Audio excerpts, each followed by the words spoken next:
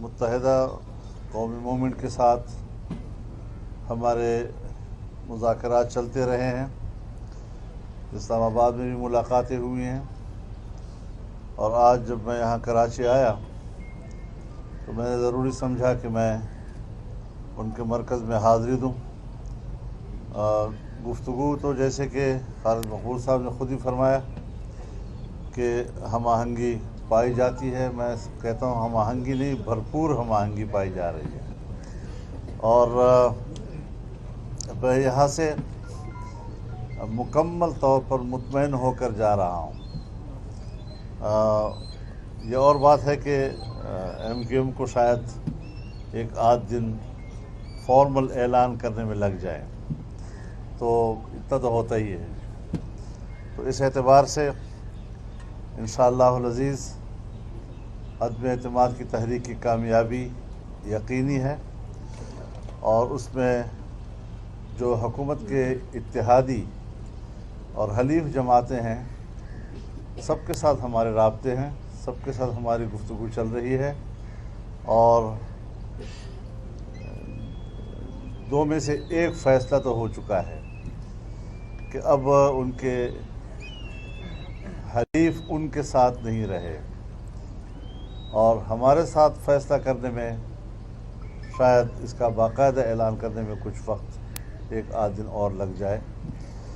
تو وہ مکمل طور پر تنہا ہو چکا ہے، اور آپ دیکھ رہے ہیں جس طرح کی وہ یا اس کی جماعت کے لوگ میڈیا کے اوپر جلسوں میں جو زبان استعمال کر رہے ہیں، یہ کسی شریف انسان کی زبان نہیں ہو سکتی. اور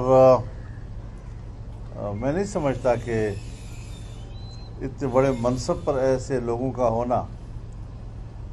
ہماری رائے بالکل صحیح تھی کہ یہ ان مناصب کی بے توقیری ہے.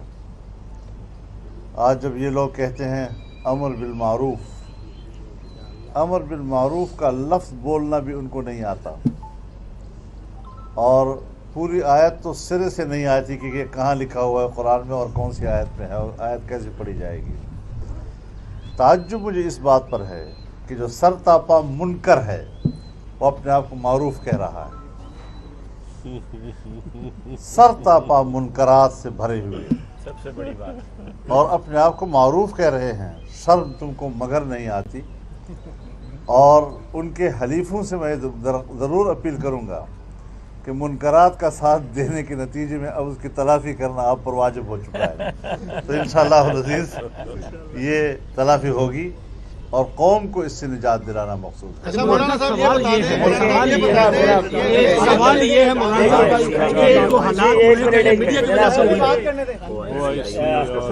آپ نے مولانا صاحب کی رائے بھی سن لی ہے. ہم مولانا صاحب کی رائے کو اور ان کے ساتھ جو قومی قیادت ہے، اکابرین ہے، اس کو بڑی اہمیت دیتے ہیں. ان کے مشوروں کو بھی اور رائے کو بھی، اور اس کی روشنی میں ہی فیصلہ کریں گے. لیکن مولانا صاحب آپ اور جو قومی قائدین ہیں بڑے خوش نصیب ہیں کہ ان کو ان حالات کا سامنا نہیں ہے جن حالات کا ہمیں سامنا ہے. اور گزشتہ 15 سال میں قومی دھارے میں شامل ہونے کے لیے اور قومی قیادت کے ساتھ شامل ہونے کے لیے ہمارے پاس، پاکستان کے پاس فائنینشیل اسپیس نہیں بچی اور ہمارے پاس پولیٹیکل اسپیس نہیں چھوڑی گئی ہے. تو ہمیں تو ایک دن نہیں، ایک لمحہ جو ہے ہمارے لیے قدم پھونک پھونک رکھنے کی، ایسے موقع پر ہمیں تو آپ کی وجہ سے بڑا حوصلہ ہے کہ ہم دوسری طرح بھی سوچنے کا ایک آپشن ہمارے پاس آیا ہے. اور ہم آپ سے آج بھی درخواست کی ہے کہ اس خصوصی حالات ہیں جس سے ہم گزر رہے ہیں، ہم ایک سیاسی جماعت کی حیثیت سے بھی، ایک قوم کی حیثیت سے بھی، اس کی 50 سال کی داستان ہے جس کو میں دہرانا مناسب نہیں سمجھوں گا، آپ جانتے ہیں. اور 15 سال سے تو ہم دیوار سے لگا نہیں دیے گئے، دیوار پہ چنوا دیے گئے. تو جو ہمیں لگے گا ہمیں سانس لینے کی اجازت مل رہی ہے. اور آپ کو پتہ ہے کہ وہ جماعتیں جو آج اپوزیشن میں بھی، الحمدللہ اللہ کا شکر ہے کہ ان کا کوئی کارکن لاپتہ نہیں ہے. ہمارا ابھی بھی حکومت میں ہوتے ہوئے 100 سے زیادہ لوگ لاپتہ ہیں. آپ میں سے اللہ کا شکر ہے، اور اللہ کا شکر ہے ایسے ہی رہے پاکستان میں. آپ کی کسی کی دفاتر بند نہیں ہیں، منہدم نہیں کیے گئے. ہمارے ہیں. اس حکومت سے ہمیں یہ تھا کہ کم سے کم وہ ہمیں حکومت میں رہنے کا جواز تو رہنے دیتی. اگر ہمیں پتہ لگے کہ بہت سارے معاملات میں وزیر اعظم کے پاس اختیار ہی نہیں ہے تو پھر ایسی جمہوریت اور ایسی جمہوریت جس کے ثمرات عام پاکستانی تک نہ پہنچیں اس کو کرنے کا ہمیں بھی شوق نہیں ہونا چاہیے. لیکن آپ آئے ہیں اور ہمیں امید ہے کہ آپ کے ذریعے اور آپ کے تجربے سے پاکستان جن مشکلات میں آج کھڑا ہے ان سے نکلنے کے لیے ہم آپ کا اور آپ ہمارا ساتھ دیں. مولانا صاحب یہ بتا دیں کہ عمران خان نے کہا ہے کہ موجودہ حالات کے ذمہ دار جو ہے وہ میڈیا ہے. آپ کیا سمجھتے ہیں کہ میڈیا ہے موجودہ حالات کا ذمہ دار جو اس وقت حکومت کے ساتھ جو حالات چل رہے ہیں؟ اور مولانا صاحب اس ٹائم OIC چل رہی ہے اسلام آباد میں, ہم ایسا کون سا تیر مار لیں گے OIC میں آپ کی نظر میں؟ کشمیر پہ کیا مکمل قرارداد کوئی پاس کروا سکیں گے, اپنے موقف کو بتلا سکیں گے آج OIC کے اندر بھی موجودہ حالات؟ دیکھیے ایک ان کی سوچ ہو سکتی ہے. اگر OIC کا اجلاس اسلام آباد میں رکھا گیا ہے تو اس اجلاس کے تاریخ کے تعین سے پہلے حزب اختلاف 23 مارچ کو اسلام آباد میں مہنگائی مارچ کا اعلان کر چکی تھی. کیوں پوری دنیا کو اور اسلامی دنیا کو اس امتحان میں ڈالا گیا کہ ایک طرف پوری قوم اسلام آباد کی طرف مارچ کر رہی ہے, دوسری طرف اس کے خلاف عدم اعتماد آ چکی ہے. یعنی اب وہ قوم کا نمائندہ نہیں ہے, اور ان حالات میں وہ پوری قوم کو, لانگ مارچ کو, عدم اعتماد کی تحریک کو باہر کے مہمانوں کے ذریعے کاؤنٹر کرنے کی کوشش کر رہے ہیں. ایسے وقت میں بھی ہم مہمانوں کو خوش آمدید کہتے ہیں. مہمان کا احترام ہم پر لازم ہے.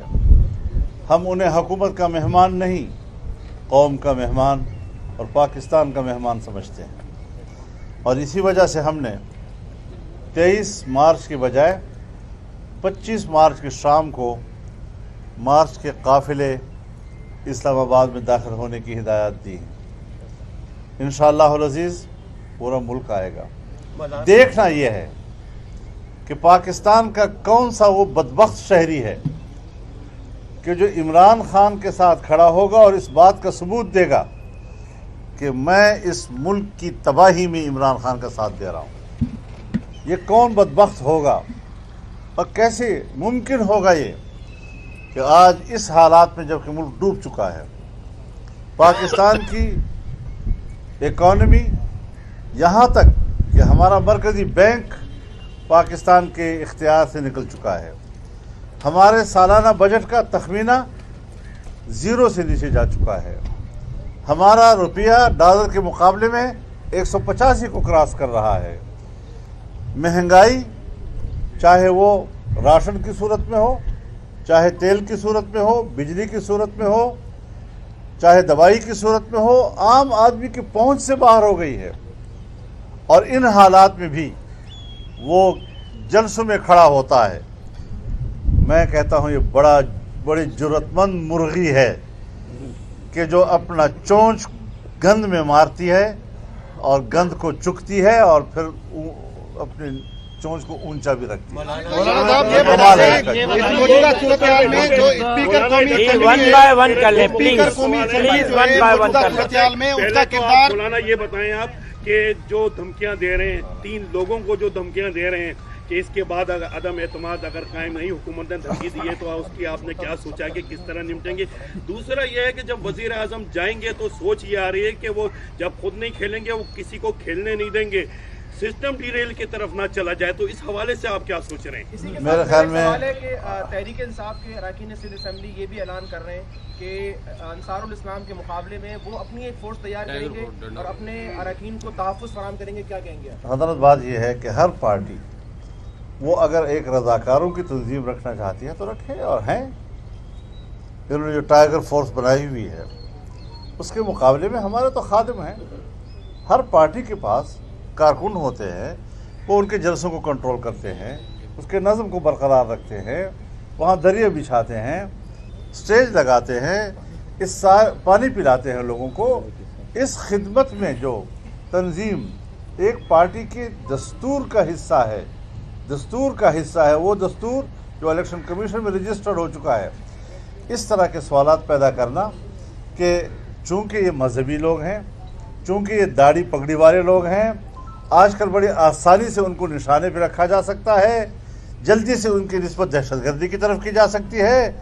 अब जो उन्होंने धमकियाँ दी हैं कि फिर तुमसे कोई शादी नहीं करेगा, तो फिर शादी नहीं करेगा वाला अंजाम तो खुद अपना देख ले, बाकी उनकी बात तो बाद में करे।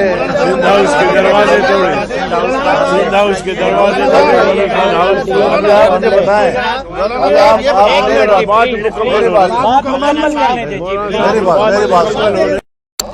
फिर आप मुझे देखें कि सिंध असेंबली के ऊपर, सिंध हाउस के ऊपर जो उन्होंने हमला किया है, ये किस शराफत का नाम है? लॉजेस में अगर 10 रजाकार मौजूद थे, 10, और 10 को 70 बताया गया झूठ बोलकर, और 10 अपने मेंबरान पार्लियामेंट के साथ एक लॉज के अंदर मौजूद है, मुनक़सिम लॉजेस में भी नहीं, और एक ड्रामा रचाया गया कि ये तो पता नहीं कोई हल्ला बोल गए थे, जैसे उन्होंने लॉजेस पे कब्जा कर लिया था। लेकिन मैं शुक्रगुजार हूँ उन तमाम सियासी जमातों का कि जिन्होंने उस मौके पर एकजहती का मुजाहरा किया, भरपूर तौर पर किया, और इन्होंने जो वहाँ दहशतगर्दी की, दरवाजे तोड़े, वो किस ज़ुमरे में आएंगी, क्या दुनिया उसका नोटिस लेगी या नहीं लेगी?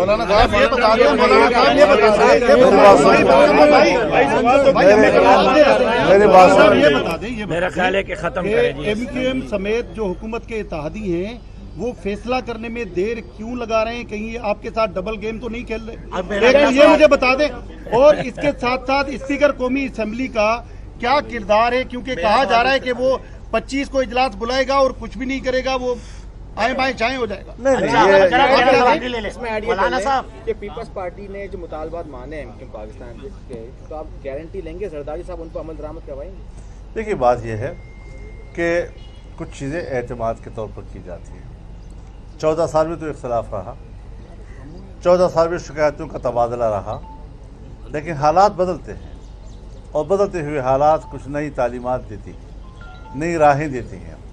आज जब दोनों जमातों के दरमियान राब्ता हो चुका है, उनकी टीमें एक दूसरे के साथ बैठी हुई हैं, और पीपल्स पार्टी ने ये इशारा दे दिया है कि हम उनके मुतालबात तस्लीम करने को तैयार हैं, और बल्दियात के नए तरमीमी बिल में हम उनके मुतालबात को समोने के लिए तैयार हैं, तो इसके बाद तो मेरे ख्याल में बहस ख़त्म होनी चाहिए। हाँ जी, आप भरोसा करते हैं? जाहिर है भरोसे की दुनिया चलती है।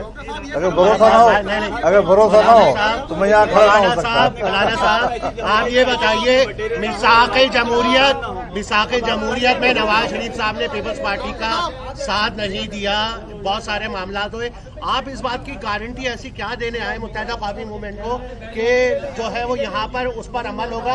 आप इनको जमानत दे रहे हैं, क्योंकि बहुत पक्के जमानती बने आप इस टाइम पर। हमारी सियासत जो है वो जमानतों की सियासत नहीं है, एतमाद की सियासत है, जबान के एतमाद की सियासत है। बहुत शुक्रिया जी, बहुत शुक्रिया जी, thank you very much, thank you very much. Khalid भाई, आप